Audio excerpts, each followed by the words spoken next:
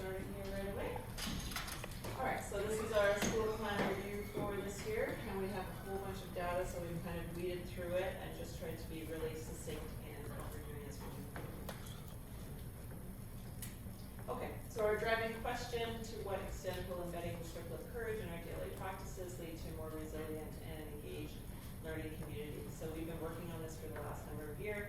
The reason the circle of courage is so important to us is because with the larger staff, it's really easy for a lot of people to feel connected to it and to make a difference. So we are in our 4th year of doing it now, and we're on the second half of the circle. Again, we are just focusing on the last 3 sections here with the learning, the taking action, and the checking. Just brought this spiral diagram up. The area of focus, as a reminder, for the last couple of years has been on mastery and independence.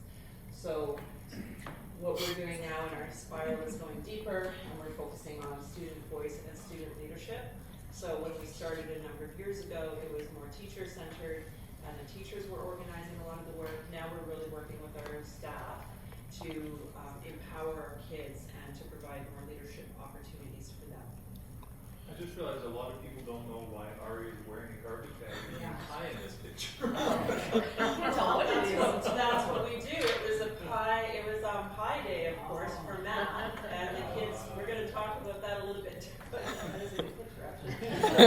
So it didn't even faze us, but yeah, it's pie eating on Pie Day. The grade 12. We have a math club now because we're geeks. Oh, you teach me? That's what I have on this side. Yeah, so that's one of the things that the kids actually took ownership of, and they had a huge success. They had, how many? Zephyr, were you there? Yeah, I won actually. Did you win? Why did we have you in the bag? You were in the other one. Well, Ari and I were a partnership. We won together. Right. Mm-hmm. That's right.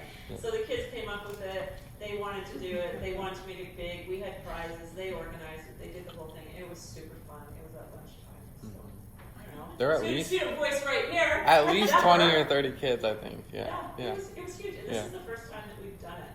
So that just speaks to providing those opportunities. The kids came. They asked me, "What do you think?" I said, "Yeah, we're all in."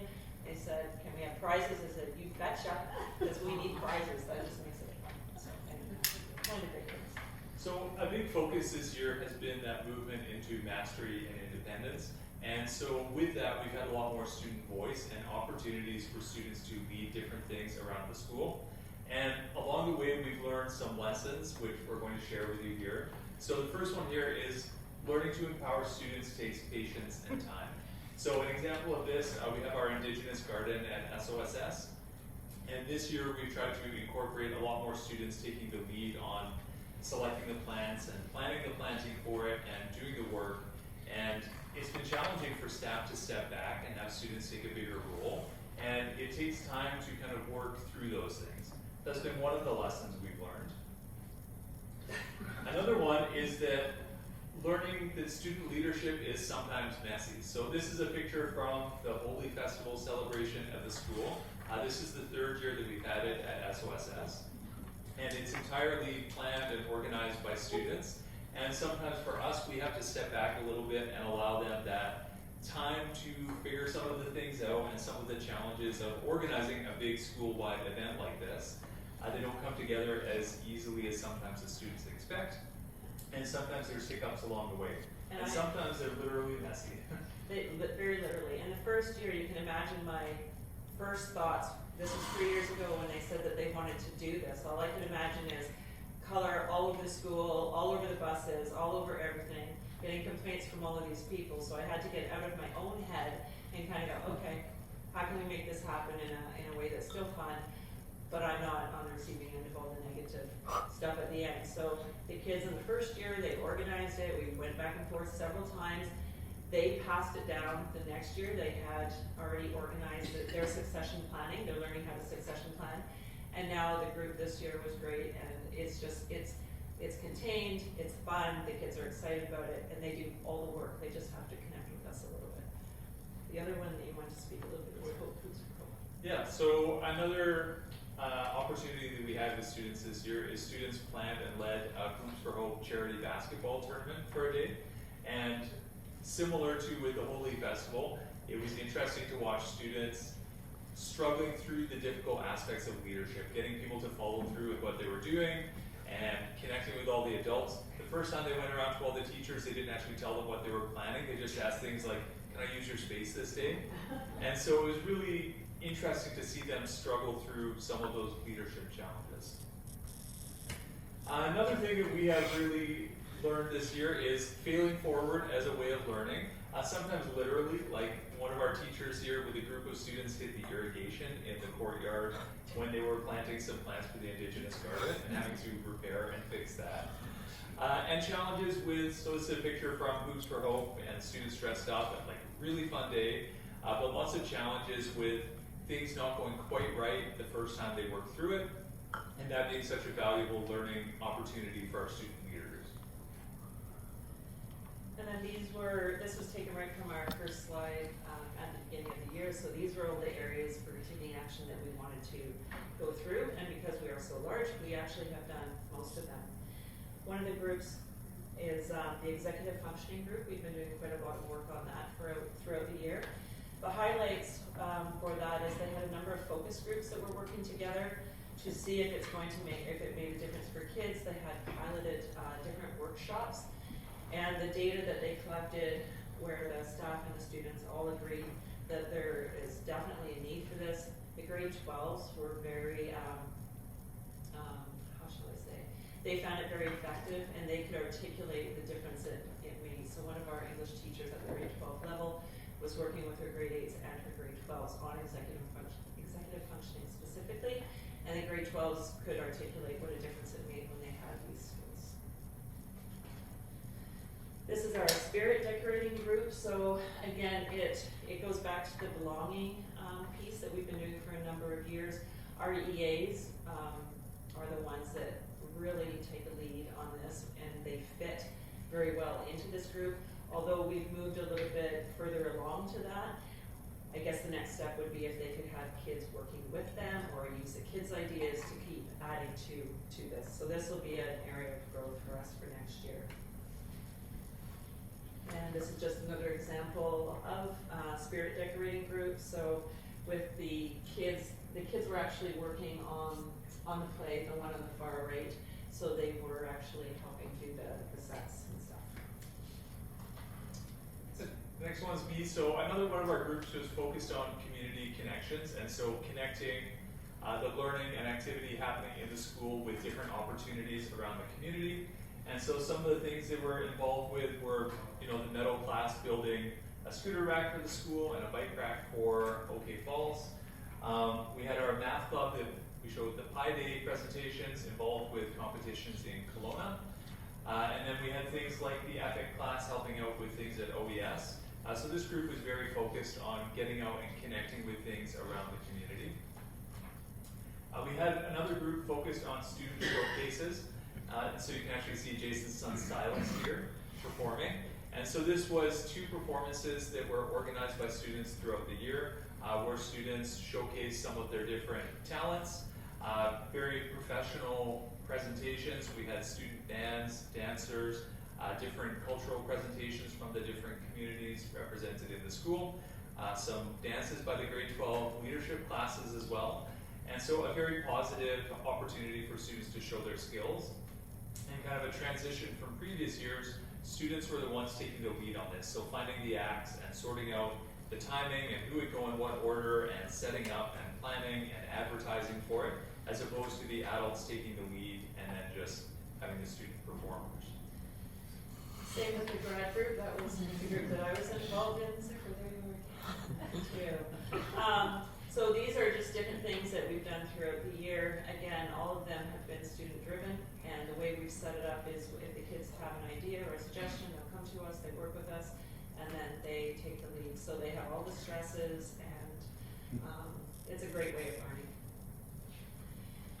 This was kind of interesting. It's the first time when we started our inquiry this year in the grad group, we were talking about, are we actually preparing the kids for life after high school? And we know we coddle them a little bit, and we're like, okay, we need to be tough, but we want them to be successful. So in Sabre McIntyre's chemistry class, she did a case study. She talked to the kids ahead of time and asked them about doing this case study. She talked to the parents, and what she decided to do is take some of the things that we allow kids to do. So if they don't have to write the test on the test day, or if an assignment comes in late, we still accept it and there's no punishment or anything like that.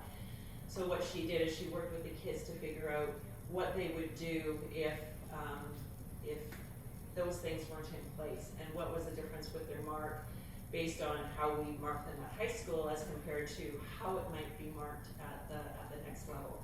So things that were docked, if assignments were handed in late, if labs were handed in late, if they didn't do the tests on the test day. And she found some very interesting information from that. So a number of kids would not end up with A's overall. So rather than the 8 A's that she would have had in her regular marking, which by the way, those were the marks that they did get. The study pieces are the ones that they landed on. But they would have only had 2 A's as opposed to the 8 A's. And the kids were really invested in it, and they were very curious about it. So the idea was to try to connect the kids with their own independence of learning and moving forward. So she tried to do it in the second term, or the fourth term, but grade 12 ITIS is kicked in, and her data is not reliable. So she's going to try it again next year in the first semester and see if it's aligned that way. So it's just a different, interesting way of connecting kids with their learning. It's something we haven't done before.